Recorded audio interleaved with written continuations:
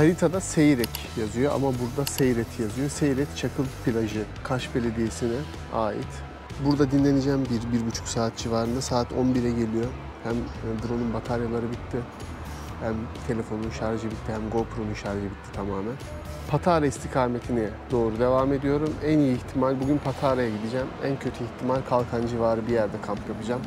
Göreceğiz bakalım. Rota çok güzel bir rota. Burası motosiklet için özellikle. Bisiklet için de güzel ama motosiklet için çok daha keyifli olacaktır. Türkiye'nin bence en güzel rotası. Kaş'tan Fethiye'ye doğru olan yollar. Bu arada bu plajda arkada belediye tesisinin arkasında ufak bir alan var. Şöyle göstereyim. Sıkışanlar burada kamp yapabiliyor. Arkada da bir motosikletli çift var.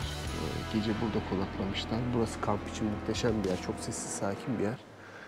Akşam plaj kapanıyor. Belediye kendi tesislerini kapatıyor. Arkadaki alan açık. Arkadaki alana bir yoldan ulaşabiliyorsunuz. Patara tarafından Kaş'a gidenler için altın niteliğinde bir tavsiye. Bana burayı da Cenk abi söylemişti. Cenk abi YouTube izlemez ama Cenk abi, hemen link şurada bırakalım, bir görüntü. Kurgucuya biraz zorluk olsun.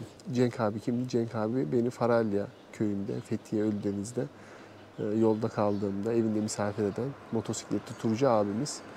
Buraları iyi biliyor. Burayı o tavsiye etmişti bana, sıkışırsam burada kal diye. 2'dir buradan geçiyorum, duruyorum ama kalmıyorum. Kalınabilir bir yer.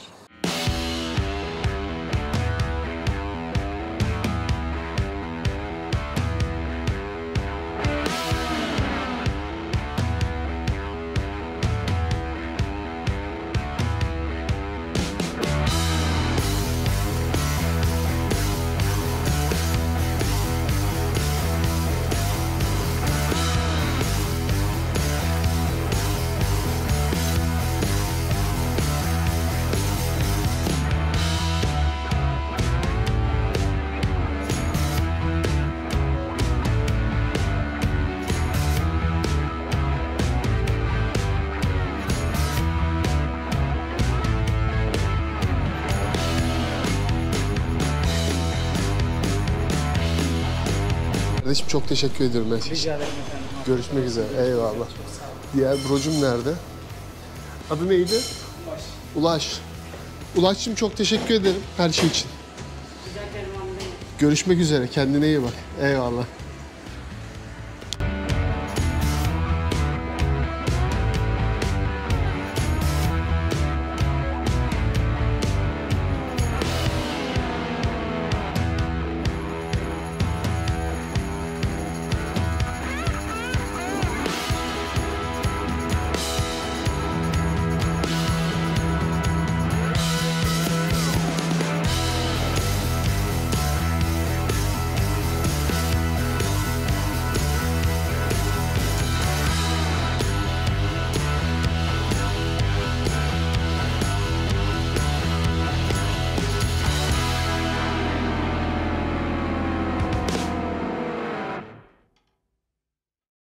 Kaputaş plajına geldim. Bu ikinci gelişim. 2'dir bisikletle geliyorum buraya da. Burası gerçekten Türkiye'nin en özel plajlarından biri. İnanılmaz bir doğal güzelliği var. İnanılmaz bir insan yoğunluğu var. Burada yer gök, insan, araç. Bakın şu ileriden soldan yolun kıvrıldığı yerden sonra 100 metre daha araç kuyruğu devam ediyor. Karşı tarafta araçlar var. İğne atsan yere düşmüyor. Ki bu yoğun bir sezon değil şu anda.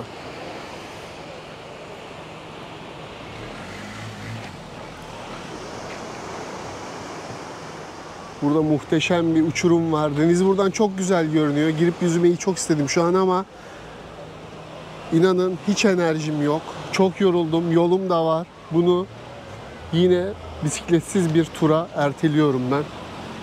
Bisikletimle şu anda ulaşmam gereken bir kamp alanı var. Neresi olduğu da tam net belli değil. Kaputaş plajı, iki tarafında bulunan uçurumu, doğal koni görüntüsü, muhteşem manzarası ve önündeki muhteşem adalarla belki de Türkiye'deki en özel plaj. Bugün 19 Eylül Salı günü saat 14 civarı. Nispeten düşük yoğunluklu bir sezon ama kalabalığı, yoğunluğu görüyorsunuz. Bir de buranın yoğun zamanını düşünün. 2'dir bisikletle geliyorum ve yolun programından, turun programından, rotadan kaynaklı içeri girip yüzemiyorum. Çok da yoğun açıkçası. Yüzmek istiyorum ama giremiyorum. O yorgunluğu, yoğunluğu göze alamıyorum. Bir dahaki sefer inşallah karavanla gelir, burada rahat rahat vakit geçiririm. Tabii önümüzdeki 3 ay, 6 ay içerisinde. 20 yıl sonra değil. Kanal büyümüyor ki abi. Kanalı bir likelayın, bir beğenin, paylaşın. Belki de sponsor olacak biri. Karavan hediye edecek. Hem rota çok zor, hem hava çok sıcak. Rahat rahat gezeriz. Şu an demir o kadar sıcak ki elim yandı tutarken. Şimdi ben karşı tarafa tırmanıp yola devam etmeye çalışacağım. Hava gerçekten bugün çok sıcak.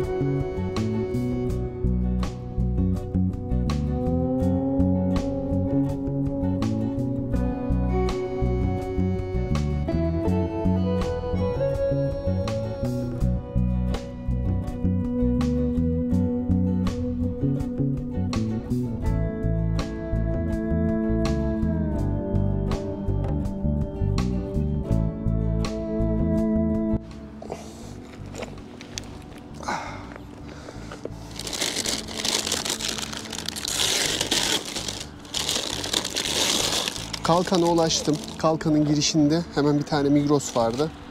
Ben de bu ekmeklerin hastasıyım. Girince içeride bunu gördüm. Bunu görünce de ton balığı aldım.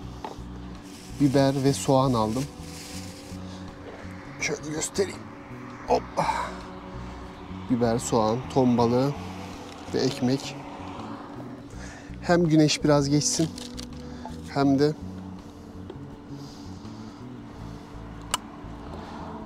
karnımı doyurayım. Belki kamp yerinde yiyecek bir şey bulamam diye burada yemeye karar verdim yemeği. Bu ekmekler çok besleyici geliyor bana. Belki de değillerdir bilmiyorum ama Migros bu konuda çok iyi.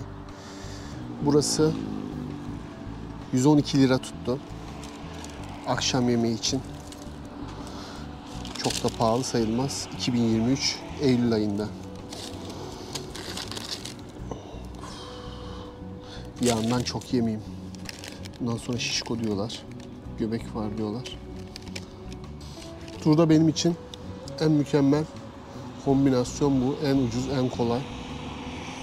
Ton balığı, soğan, biber, ekmek.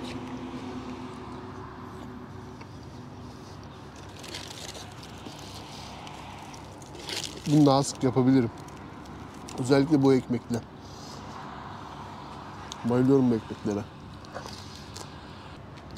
Saate bakalım. Saat 5'e 10 var. Yemeği yedikten sonra Patara'ya yetişebilirim. Ya da Kalkan'da aylaklık da yapabilirim. Şu anda net karar vermedim. Yemeği yedikten sonra daha sağlıklı düşünürüm. Manzaramı da göstereyim size. Burası hemen Kalkan'ın girişi. Belki burada bitirebiliriz. Video sonu yapalım. Kanala abone olmayı, videoları beğenmeyi unutmayın. Kendinize iyi bakın. Bakalım devam edeceğiz mi? Nerede bitireceğiz son? Kalkan'da kalmamaya, Patara'ya doğru devam etmeye karar verdim. Çünkü Kalkan'da kaldığımda bir gün kaybedeceğim. Yarın Patara'yı gezemeyeceğim ve dinlenemeyeceğim. Güneşin batmasına yaklaşık 1 saat gibi bir zaman var. Patara'da güzelce dinlenip çekimlerimi yapıp sonra Fethiye tarafına doğru devam etmem gerekecek. Yarın planlamasını şimdiden düşünmek istemiyorum. Şu anda ilk hedef Patara'ya gidip gün batmadan kampı kurmak, sonra dinlenmeye geçmek.